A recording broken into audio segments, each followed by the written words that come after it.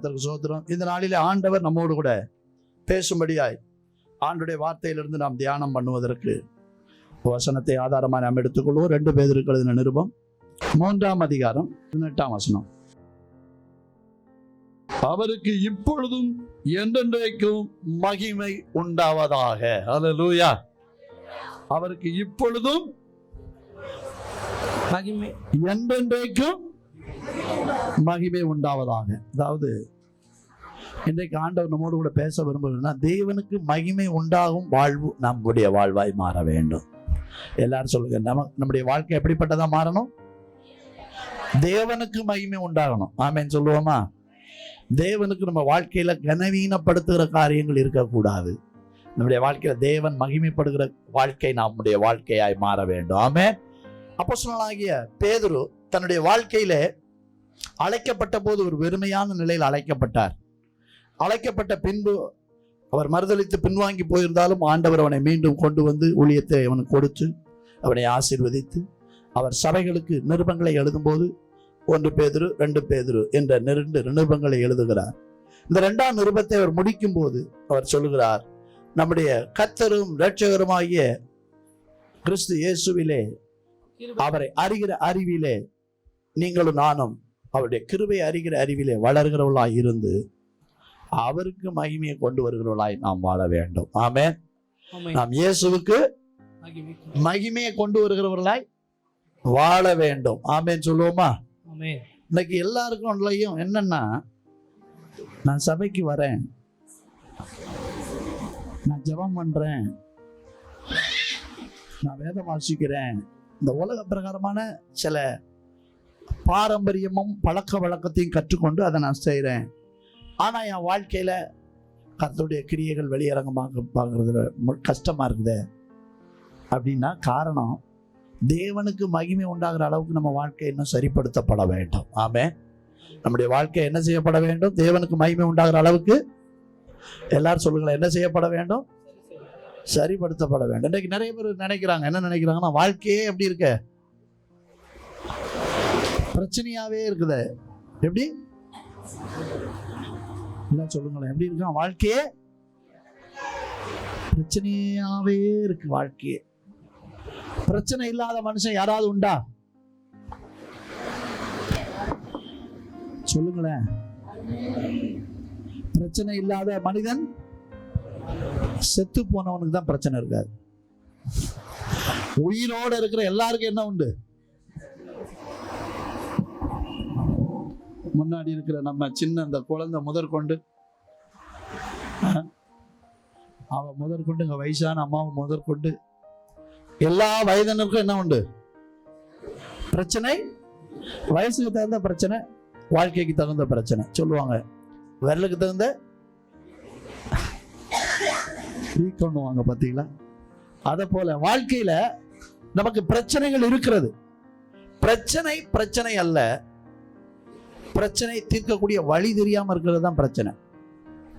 சொல்லுங்க, பிரச்சனை எல்லாம் சொல்லுங்களா. பிரச்சனையே இல்லை, பிரச்சனை தீர்க்கிற வழி தெரியாததான் பிரச்சனை. கணக்கு பிரச்சனை கிடையாது, கணக்கு தெரியாட்ட போனதான் பிரச்சனை. கணக்கு தெரிஞ்சிருச்சுன்னா டக்குன்னு என்ன செய்யலாம்? கணக்க ஈஸியா போட்டு முடிச்சிடலாம். அத போல பிரச்சனை வாழ்க்கையில் எப்படி தீர்ப்பது என்பதை தேவன் நமக்கு கற்றுக் கொடுத்திருக்கிறார். அதை நாம் சரியாக கற்று அதை நாம் செயல்படுத்தி விட்டால் நம்முடைய வாழ்க்கையில் பிரச்சனைகள் எல்லாம் தீர்க்கிறவர்களாய் நாம் மாறுவது மாத்திரமல்ல, அநேகருடைய பிரச்சனைகளை நீங்கள் தீர்த்து வைக்கிறவர்களாய் மாறுவீர்கள். ஆமென். இது தேவன் நம்மிடத்தில் எதிர்பார்க்கிறார். பாருங்க, எல்லாரையும் பிரச்சனையை உருவாக்குறவர்களாய் அல்ல, பிரச்சனையோடு வருகிறவர்களுடைய பிரச்சனைகளை தீர்த்து வைக்கிறவர்களாய் கர்த்தர் மாற்ற விரும்புகிறார். ஆமென். பக்கத்தில் கையை பிடிச்சு சொல்லுங்க, நீங்க அநேகருடைய பிரச்சனையை தீர்த்து வைக்கிறவர்களாய் இருக்க கர்த்தர் உங்களை மாற்ற விரும்புகிறார். கையை பிடிச்சு சொல்லுங்கம்மா. எங்க அவங்க பிரச்சனையெல்லாம் தீர்த்து வச்சிருப்பாங்க, பயப்படுறீங்களா? அல்லேலூயா. நீங்கள் அநேகருடைய பிரச்சனைகளை தீர்த்து வைக்கிறவர்களாய் இருக்க போகிறீர்கள். ஆமென். அப்புறம் உங்க பிரச்சனை தீர்த்தா தானே தீர்க்க முடியும். அல்லேலூயா. ஆமா, நம்ம பிரச்சனைகளை எல்லாம் தீர்க்க கர்த்தர் நமக்கு உதவி செய்ய போகிறார். ஆமென். சரி, இன்னொரு வசனத்தை நான் வாசித்து தொடர்ந்து நாம் கர்த்தருடைய வார்த்தையை தியானிக்கலாம். யோவானுக்கு எழுதின சுவிசேஷ புஸ்தகத்திலே 15ஆம் அதிகாரம் 8ஆம் வசனத்தை வாசிக்கலாம். நீங்கள் மிகுந்த கனிகளை கொடுப்பதனால் என் பிதா மகிமைப்படுவார், எனக்கும் சீஷராய் இருப்பீர்கள். நீங்கள் மிகுந்த கனி கொடுப்பதினால் என் பிதா மகிமைப்படுவார், எனக்கும் சீஷராய் இருப்பீர்கள். சீஷராய் இருப்பீர்கள். ஆமென். வசனம் ரொம்ப அழகா சொல்லுது. நீங்கள் மிகுந்த கனி கொடுப்பதினால் என் பிதா மகிமைப்படுவார், நீங்கள் எனக்கு சீஷர்களாய் இருப்பீர்கள். சபையில் நம்ம விசுவாசிகளா மட்டும் இருக்கக்கூடாது, சீஷர்களாய் மாற வேண்டும். ஆமென். அல்லேலூயா. நிறைய விசுவாசிகள் இயேசுவை பின்பற்றி வந்தார்கள், ஆனால் சிலுவை மரணத்திற்கு பின்பு அவர்களை காணவில்லை. அல்லேலூயா. ஆனால் அந்த 12 சீஷர்கள் உறுதியாய் நின்றார்கள். அதுல கூட ஒருத்தன் கள்ளன் ஆயிட்டான். அல்லேலூயா. அப்ப நம்ம எல்லாம் யாரா மாறணும்? சீஷர்களா மாறணும்னா நம்ம என்ன செய்யணும்? கனி கொடுக்கிறவர்களாய் மாறணும். எல்லாரும் சொல்லுங்க, என்ன கொடுக்கிறவர்களாய் மாறணும்? கனி கொடுக்கணும்னா என்ன செய்யணும்?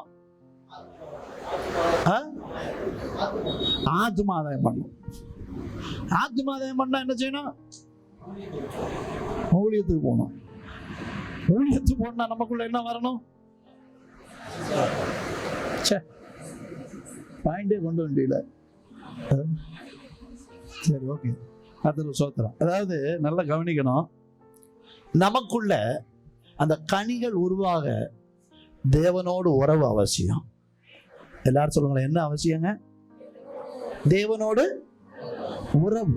தேவன் நம்முடைய வாழ்க்கையில மகிமைப்பட வேண்டும் என்றால் நம்முடைய வாழ்க்கையில் தேவனோடு ஒரு உறவு இருக்க வேண்டும். அதனாலதான் இயேசு சொன்னார், நான் மெய்யான திராட்சை செடி, நீங்கள் கொடிகள். என்னில் நிலைத்திருக்கிற கொடி எதுவோ அது கனி கொடுக்கும். என்னில் நிலைத்திருக்கிற கொடி எதுவோ அதை அதிக கனிகளை கொடுக்கும்படி என் பிதாவானவர் சுத்தப்படுத்துகிறார். அப்ப என்ன செய்யும்? அந்த கொடி அதிக கனிகளை கொடுக்கும், பிதா மகிமைப்படுவார். அல்லேலூயா. அப்போ நல்ல கவனிங்க, நம்முடைய வாழ்க்கை தேவன் மகிமைப்படுகிற ஒரு வாழ்க்கையாய் மாறுவதற்கு நாம் கனி உள்ளவர்களாய் மாற வேண்டும். அப்ப அந்த கனி வரணும் அப்படின்னா நம்ம சபைக்குள்ள எப்படி இருக்க வேண்டும்? நம்ம வாழ்க்கையில நம்ம எப்படி இருக்க வேண்டும்? முதலாவது ஆண்டவர் நம்மிடத்தில் எதிர்பார்க்கிற காரியம், நாம் தேவனுக்கு மகிமை உள்ள வாழ்க்கை வாழ்வதற்கு முதலாவது தேவன் நம்மிடத்தில் எதிர்பார்ப்பது என்னவென்றால், யோவான் 1ஆம் அதிகாரத்திலே, யோவான் 1ஆம் அதிகாரம் 38, 39ஆம் வசனம். சீக்கிரம் வாசிங்க. இயேசு திரும்பி அவர்களை பின் செல்கிறதை கண்டு, என்னை பின்தொடருங்கள் என்றார். அதற்கு அவர்கள், ரபி, நீர் எங்கே தங்கியிருக்கிறீர் என்று கேட்டார்கள். ரபி என்பதற்கு போதகரே என்று அர்த்தமாம். அவர் வந்து பாருங்கள் என்றார். அவர்கள் வந்து அவர் தங்கியிருந்த இடத்தை கண்டு அன்றைய தினம் அவரிடத்தில் தங்கினார்கள். அப்போது ஏறக்குறைய 10 மணி வேளையாய் இருந்தது. முதலாவது என்னன்னா, இயேசுவோடு தங்கி இருக்க நேரம் கொடுக்கிறவர்களாய் நாம் மாற வேண்டும். முதல்ல நம்ம என்ன செய்யணும்? இயேசுவோடு, எல்லாரும் சொல்லுங்களேன், என்ன செய்யணும்? தங்கி இருக்கிறவர்களாய் நாம் மாற வேண்டும். இன்னைக்கு நிறைய பேர் இயேசுவோட தங்கி இருக்கிறது கிடையாது, மங்கி போயிட்டு இருக்கிறாங்க. எப்படி இருக்கிறாங்க? மங்கி போயிட்டு இருக்காங்க. மங்கி இல்லை, அப்படியே தள்ளி தள்ளி தள்ளி தள்ளி ஆண்டவரோட இருக்கிற வரக்குல தூரமா இருக்கிறாங்க. சபைக்குள்ளதான் இருக்கிறாங்க, ஆனா ஆண்டவரோட என்ன இல்லை? உறவு இல்லை. முதல்ல தனியா ஆண்டவர்கிட்ட நீங்க நேரம் கொடுக்கணும். தனியா ஆண்டவர்கிட்ட நேரம் எடுத்து ஆண்டவர்கிட்ட உட்காரணும், ஆண்டவர்கிட்ட பேசணும்.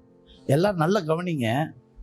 வாழ்க்கையில பிரச்சனை நம்ம வாழ்க்கையில எத்தனை இருந்தாலும் அதை எல்லாத்தையும் அவர் அறிந்திருக்கிறார். நல்லா யோசிச்சு பாருங்க. அந்த கானா ஒரு கல்யாணத்துல திராட்சரசம் இல்லாம போனது இயேசுநாதருக்கு தெரியுமா தெரியாதா? சத்தமா சொல்லுங்க, தெரியுமா தெரியாதா? அவர் அப்படி பிரச்சனையை தீர்த்தாரா? வந்து கேட்கிற வரையில அவர் வெயிட் பண்ணார். வந்து கேட்ட போலவும் இன்னும் என் வேலை வரவில்லைன்னார். அல்லேலூயா. அது அவர் பாட்டு அவர் சரியா செய்வார். ஆமென் சொல்லுங்களேன். நம்ம பார்ட்ல நம்ம கரெக்டா இருக்கணும். ஆமென் சொல்லுங்களேன். நம்ம எதுல கரெக்டா இருக்கணும்னா, ஆண்டவருக்கு டெய்லி நேரத்தை முதல்ல கொடுக்கணும். எல்லாரும் சொல்லுங்களேன், ஆண்டவருக்கு என்ன செய்யணும்? நேரத்தை முதல்ல கொடுக்கணும். இயேசுநாதர் சொன்னாரு, நீங்கள் ஒன்றுக்கும், அருமையான சவர்காய், நல்ல கை தட்டுங்க பார்க்கலாம், நல்ல கை தட்டுங்க சொல்லுங்க. நம்ம கை தட்டு அப்படின்னா அந்த செத்தவங்க கையில அப்படின்ற மாதிரி அவர் அருமையா சொல்றாரு. பார்த்தீங்களா? ஒன்றுக்கும் அப்படின்னு கவலைப்படாதீங்கன்னாரு. வசனம் நம்ம சொல்லணும், வசனம் இல்லாம வசனத்தை சொல்லணும். ஆமென் சொல்லுங்களேன். அல்லேலூயா. வசனம் சொல்லுது, ஒன்றுக்கும் நம்ம என்ன செய்யறோம்? எல்லாத்துக்கும் கவலைப்படுறோம். பிலிப்பியர் 4:6 சொல்லுது, வாசிச்சிருங்க. பிலிப்பியர் 4:6 நீங்கள் ஒன்றுக்கும் கவலைப்படாமல் எல்லாவற்றையும் குறித்து உங்கள் விண்ணப்பங்களை ஸ்தோத்திரத்தோட கூடிய ஜபத்தினாலும் வேண்டுதலினாலும் தேவனுக்கு தெரியப்படுத்துங்கள். ஒன்றுக்கும் கவலைப்படக்கூடாதான். எல்லாம் சொல்லுங்களேன், எதுக்கும் கவலைப்படக்கூடாது? ஒன்றுக்கும் கவலைப்படக்கூடாது. எதையும் பத்தி நீங்க கவலைப்படாதீங்க. ஆண்டவரிடத்துல எல்லாத்தையும் சொல்லி ஒப்பு கொடுத்துடணும். ஆமேன்னு சொல்லுங்களேன். எல்லாத்தையும் அவற்றை சொல்லிடணும். அவற்றை சொல்லிட்டு நீங்க வெளியே வரச்சுமே எப்படி வரணும்னா, சர்ச்சில் ஒரு அம்மா இருக்கிறாங்க. அந்த அம்மா சொல்லுவாங்க, என்ன சொல்லுவாங்கன்னா, ஐயா அவங்க வீட்டில் உள்ளவங்களுக்கெல்லாம் ஒரு கட்டளை போட்டிருக்கிறாங்க, என்ன பிரச்சனையா இருந்தால் வீட்டுக்குள்ள, வெளியே போச்சுமே சிங்கம் மாதிரி போகணும். அப்போ அந்த அம்மா சொல்றாங்க, ஐயா ஒரு நாள் எனக்கு கால் வலி ஐயா, கால் எடுத்தே வைக்க முடியல ஐயா. அவங்க வீட்டுக்காரருக்கு ஆற்று பிரச்சனை. ஆற்று பிரச்சனையில கையில் ஆஞ்சியோ பண்ணிட்டாங்க. ஊருக்கே தெரியக்கூடாது, எல்லாம் மறைச்சி வரணும். வெளியில வரைச்சும் கம்பீரமா நடக்கணும். அப்படியே வரக்கூடாது, நல்லா நடையா. அல்லேலூயா. யார் பக்கத்துல கேட்டா சும்மா அப்படி நாங்க ஜஸ்ட் பக்கத்துல ஏதோ வீட்டுக்கு போயிட்டு அப்படி சொல்லணும். வெளியில என்ன செய்யக்கூடாது, எதையும். வெளியில நம்ம ராஜா வீட்டு பிள்ளை மாதிரி போகணும், வரணும். உள்ளுக்குள்ள வாங்குறதெல்லாம் வாங்கிக்கணும். வெளியில வருஷமே நல்லா போகணும். என்ன அப்படின்னா, ஒன்றுக்கும் கவலைப்பட, எல்லாத்தையும் ஏசப்பா பார்த்துக்குவார். ஒரு அல்லேலூயா சொல்லுங்களேன். காலையில் எந்திரிச்ச உடனே நமக்கு கவலை என்னது? நீ வேலைக்கு போனால் வேலையில் என்ன படுத்த போகிறாங்களோ, படிக்க போனால் என்ன படுத்த போகிறாங்களோ, குடும்பத்தில் ஒரு விசேஷ வீட்டுக்கு போனால் விசேஷ வீட்டில் எந்த மூஞ்செல்லாம் பார்க்க போகிறோமோ, இப்படி நம்ம எதுக்கு எடுத்தாலும் என்ன இருக்கு உள்ளத்தில்? என்ன இருக்கு? ஷகிலா சகோதரி என்ன இருக்கு உள்ள? நீங்க ஃப்ரீயா உட்காருங்க சிஸ்டர். ஒன்றும் ஷகிலா சகோதரினோடனே அவங்க அலாட் ஆகுறாங்க. அப்படியே இருக்கும். நம்ம உள்ளத்துல நம்ம என்ன செய்யக்கூடாதுன்ற ஆண்டவர் கவலைப்படக்கூடாது. நீங்க எப்படி இருக்கீங்கன்றதுல அங்க கேட்கறீங்களான்றது தான் கவனிக்கணும். உங்களுக்குள்ள அந்த கவலை இருக்கக்கூடாது. ஆமேன்னு சொல்லுங்களேன். ஒன்றுக்கு என்ன செய்யக்கூடாது? கவலைப்படக்கூடாது. எல்லாவற்றையும் ஸ்தோத்திரத்தோடு கூட ஜெபத்தினால் வேண்டுதலினாலும் எல்லாரும் சொல்லுங்க, தேவனுக்கு தெரியப்படுத்தணும். படிக்க முடியல, பிள்ளைகள் கஷ்டப்படாத. எக்ஸாம் வரப்போகுது, பயப்படாத. நல்ல ஆண்டவர்கிட்ட ஜெபம் பண்ணி ஆண்டவர்கிட்ட ஒப்பு கொடுத்துருவோம். எக்ஸாம் பேப்பர்ல எடுது. ஆமே அல்லேலூயா. ஆமாம், நான் படிக்கச்சுமே அப்போ தான் ரட்சிப்பை பற்றி கொஞ்சம் கேள்விப்பட்டேன் பாருங்க. அப்போல்லாம் என்ன பண்ணோன்னு லெட்டர் எழுதியாச்சு. ஊழியக்காரர் ஒரு லெட்டர் எழுதி அனுப்பினோடனே அந்த லெட்டரை அப்படியே விரிச்சு வச்சு படிப்பு மண்டையில் ஏற மாட்டேன். ஆண்டவரே, லெட்டரில் இந்த ஊழியக்காரர் எனக்காக ஜெபம் பண்ணி எழுதியிருக்கிறார், இதை நான் எழுதி வாசிக்கிறேன். ஆண்டவரே, மண்டையில் எல்லாம் கட்டும். ஆண்டவரே, படிக்க உதவி செய்யும். ஆண்டவரே, உண்மையாகவே அந்த நான் மந்த்லி எக்ஸாமில் பாஸ் ஆனதே கிடையாது. பப்ளிக் எக்ஸாமில் நல்ல மார்க்கோட பாஸ் பண்ணிட்டேன். அதாவது என்ன சொல்ல, எல்லாத்துலேயும் 60க்கு மேலே. எப்படி மார்க் வந்துச்சுன்னு எனக்கே ஆச்சரியம்தான். படிக்காமன்னு இல்லை, படித்தேன், முடிஞ்ச அளவு படித்தேன்.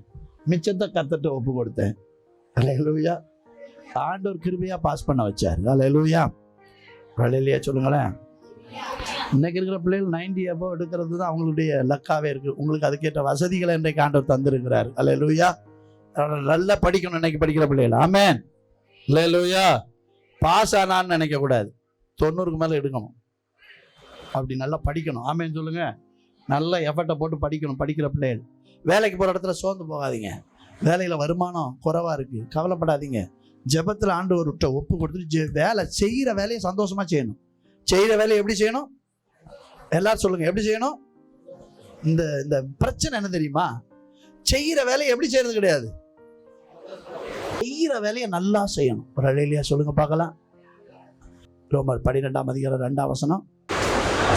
நீங்கள் இந்த பிரபஞ்சத்திற்கு ஒத்த வேஷம் தெரியாமல் தேவனுடைய நன்மையும் பிரியமும் பரிபூர்ணமான சித்தம் என்னதென்று பகுத்தறியத்தக்கதாக உங்கள் மனம் புதிதாகிறதினாலே மறுரூபமாகுங்கள். ஒரு அல்லேலூயா சொல்லுங்களேன். டெய்லி நமக்குள்ள ஒரு சேஞ்ச் வரணும் குணத்துல. ஆமென் சொல்லுங்களேன். நடக்கையில என்ன வரணும்? ஒரு மாற்றம் வரணும். ஆமென் சொல்லுங்களேன். நீங்க முன்னாடி கோவப்படுற ஆளா இருக்கலாம், இப்ப எப்படி ஆகிட்டே வரணும்?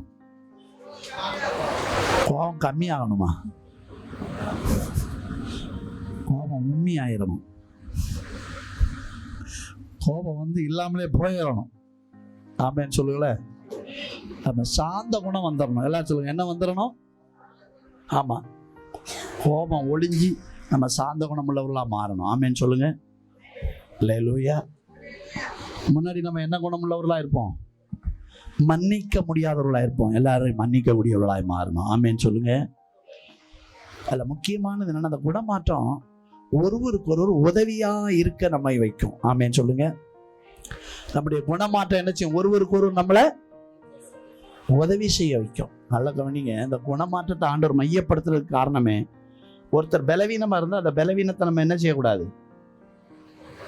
குற்றமா பார்க்கக்கூடாது. எல்லாரும் சொல்லுங்களேன், எப்படி பார்க்கக்கூடாது? இப்போ நம்ம ஒரு தப்பு பண்ணிட்டோம்னா அந்த தப்பை எல்லாரும் தப்பாவே பார்த்தாங்கன்னா நமக்கு எப்படி இருக்கும்? கஷ்டமா இருக்கும். ஆனா அந்த தப்பை சரி செய்யறதுக்கு எல்லாரும் உதவி செஞ்சாங்கன்னா எப்படி இருப்போம்? நல்லா இருக்கும், சந்தோஷமா இருப்போம். நம்ம மனசுக்கே சந்தோஷமா இருக்கும்.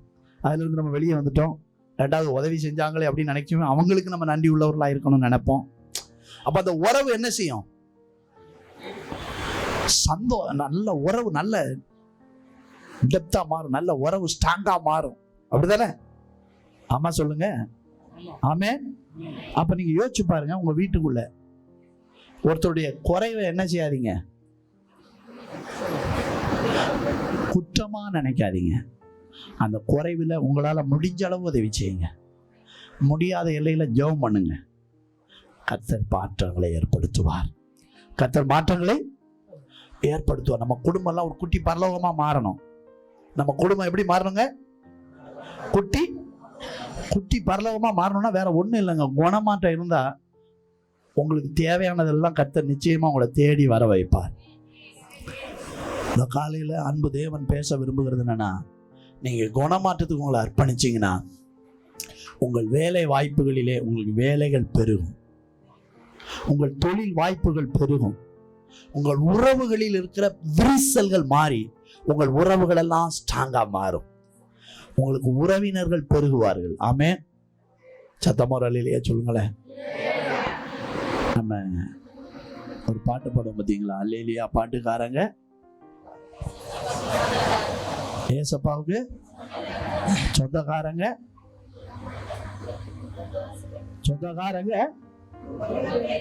எனக்கு ரொம்ப பேருங்க. எப்படிங்க ரொம்ப பேருங்க? ஏசப்பாவுக்கு சொந்தமானவங்க எல்லாம் நமக்கு சொந்தக்காரங்க. அல்லேலியா சொல்லுங்களேன். நம்ம சொந்தக்காரங்க எங்கெல்லாம் இருக்கிறாங்க?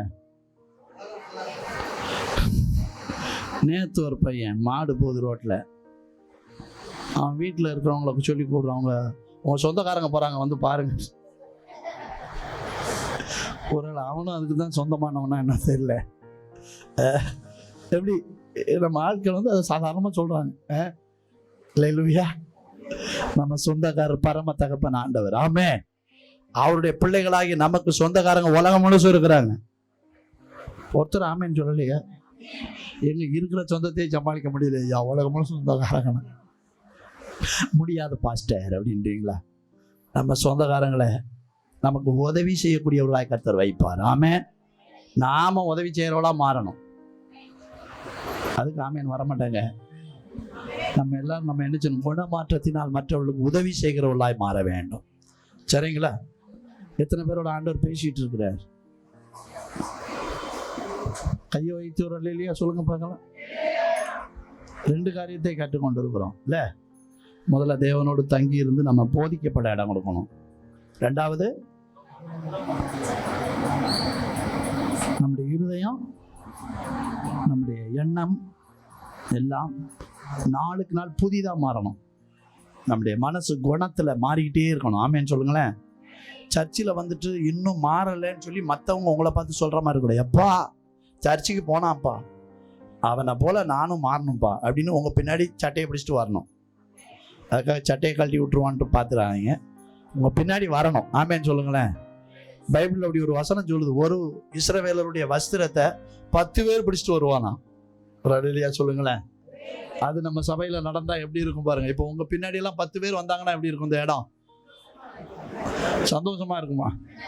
ஒருத்தருக்கு மேல ஒருத்தர் தான் நிற்கணும். அப்புறம் நமக்கு இடம், பெரிய இடத்துக்கு அதுக்கு தான் ஜோம் பண்ணிட்டு இருக்கிறோம். ஆமென். அல்லேலூயா. ஒருவர் 1000 பேரை கொண்டு வர ஆட்களை கர்த்தர் மாற்றுவார். இருவர் 10,000 பேரை கொண்டு வருகிறவர்களாய் ஆண்டவர் மாற்றுவார். இது தேவனால் நடக்க போகிற காரியம். இந்த காரியத்தை செய்வதற்கு நாம் தேவனுடைய குணங்கள் உடையவர்களாய் மாற வேண்டும். இயேசுவை போல மாறணும். எல்லாரும் சொல்லுங்க, யாரை போல மாறணும்? சரிங்களா?